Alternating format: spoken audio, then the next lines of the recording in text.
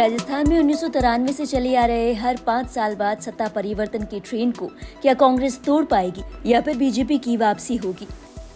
राजस्थान में इस बार के विधानसभा चुनाव को लेकर हर किसी के जहन में एक ही सवाल है। जहां एक और सीएम गहलोत को लोक कल्याणकारी योजनाओं से वापसी की उम्मीद है, वहीं बीजेपी को मोदी गारंटियों से उम्मीद है। राजस्थान में 3 दिसंबर को रिजल्ट आने वाले हैं।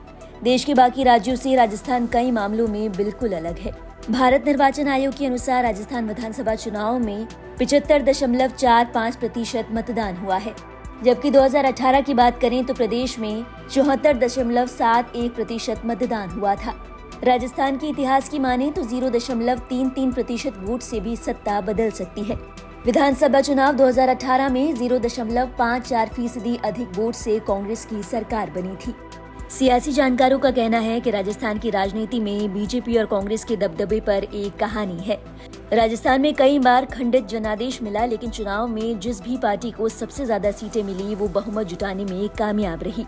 यहाँ आंकड़ों के खेल में कभी सरकार नहीं गिरी है। राजनीतिक विश्लेषकों का कहना है कि राजस्थान में कांग्रेस और बीजेपी के अलावा कभी भी किसी का शासन नहीं रहा।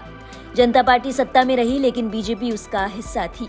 बीच बीच में दूसरी सियासी पार्टियों ने पांव जमाने की कोशिश तो की, लेकिन कामयाब नहीं हो सकी।